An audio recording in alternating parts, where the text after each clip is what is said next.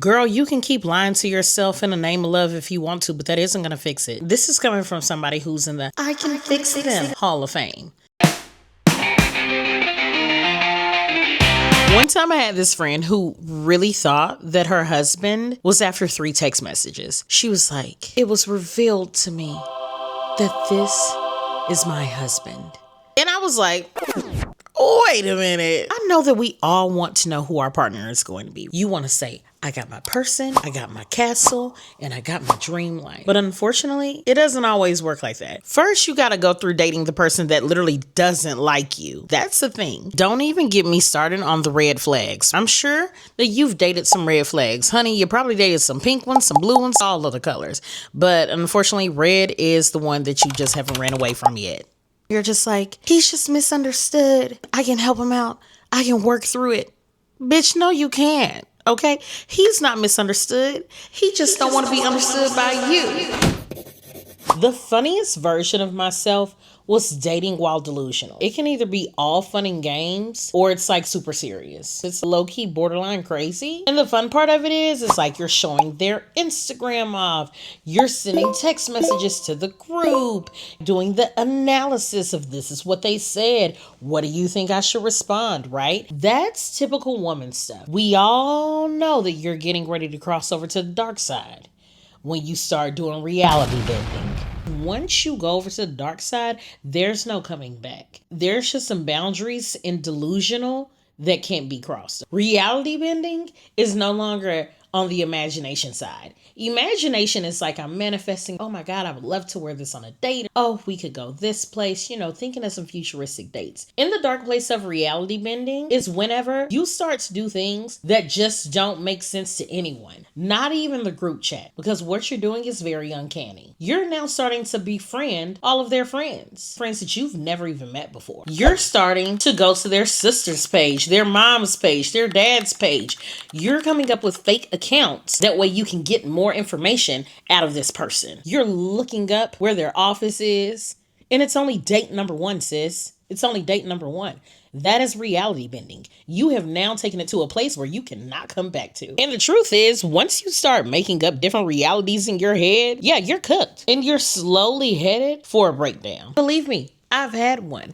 Next thing you know, you're jumping into an Uber and you're headed over to their place, listening through the window to see if anybody else is inside. And then you hear a voice and it's not yours. And you realize that there's another woman in there. Personal experience. I was getting cheated on. I had a friend once. She was definitely at the top of her delusional meter. She started doing voodoo on her man. I said, damn, bitch.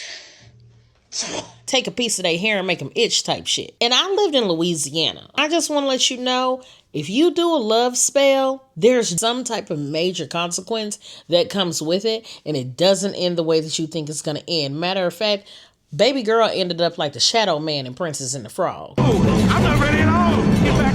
I got lots more plans. Dumped. Spirits was low as hell. Remember that you should be on the lower end of the sliding scale of delusional. There's a meter that you have to follow. Delulu is at the bottom. Then group text analysis, imagining, reality bending, lying, stalking / voodoo, and delusional.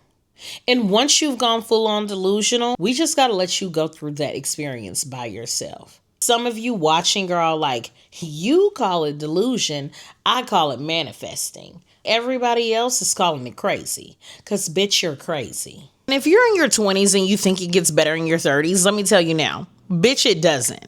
Dating in your 20s is like, oh, shit's getting real. But as soon as you get in your 30s, it's like, no, shit is still real. Back in our younger 20s, it was really trash outside. And those of you that found your person in your 20s, what did you do? Drop it in the comments. Drop it below, because we need to know what you did. In your 30s, you're just dating, but with more money. So I guess it could be more fun. Have we all seen Sex and the City? You see how long it took Big to get to Carrie?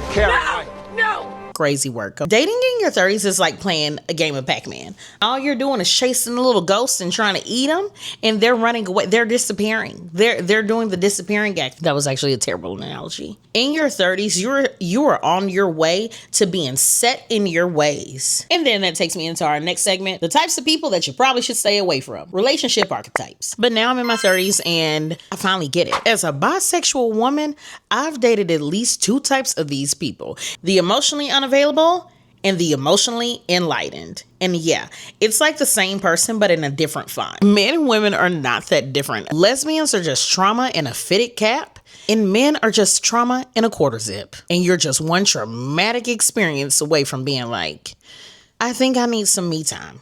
Dating someone that's emotionally unavailable is low-key like a rite of passage into womanhood. If not, a rite of passage into therapy. Because what the actual fuck? One time, I was dating this man. I had finally built up some courage to tell him about himself, and I was like, you should really seek therapy. He looked at me and said, I tried 3 therapists, but I think I'm smarter than the therapist, and none of them worked.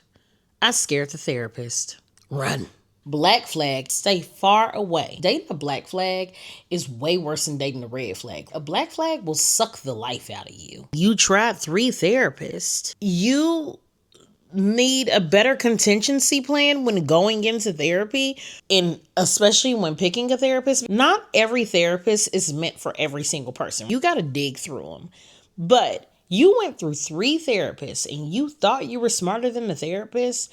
You have a bigger problem. You have a way bigger problem. My favorite part of having my own show is that whenever you put it on a YouTube TV series, eventually they're going to find this. And as they go through every single episode, they're going to ask themselves, is she talking about me? Who knows? Just assume. It's always about you. My favorite was when I dated this woman back in college. She was a nightmare. I remember one time she was talking to my friends and she didn't know that I could hear her. And she says, why buy the cow when you can get the milk for free? I was stunned. I was shooketh. I had literally never heard anyone talk about me in that way. That was my first time experiencing emotional unavailability. It's like they know the timeline of when to play gotcha bitch. How is it that they always know exactly when you're about to fall in love with them? I'm in month 1 and you're like, oh, you're great. You're hanging out with me in month 2, doing this in month 3. But I'm like, oh my God, I love you. Boom. You're like, whoa, I'm just not ready for that. Crazy. And if you're watching this and you're all like, damn, who hurt her? You're right. I have been hurt. Okay. Probably what put me through years of therapy along with some other shit. The second type is the emotionally enlightened. You ever been with someone who's done the work, but the work worked a little too well, and now they think they have the answers and the keys to everything? Oh my God, they're healing, but they're blaming me for every single thing in the process. And you're like, damn, are you here to make me better? Or are you here to make me bitter? The reality is, as you get back out there, just stop trying to fix people that you didn't break. You're not their therapist. Let them go and go fix your credit instead. I think I'd much rather be the lesson that they're never gonna learn. It's called karma, bitch. Just remember, if the streets are calling your name again, you can answer. If you enjoyed this episode, which I hope you did, drop a comment below about what you want to hear about next. Okay, love you.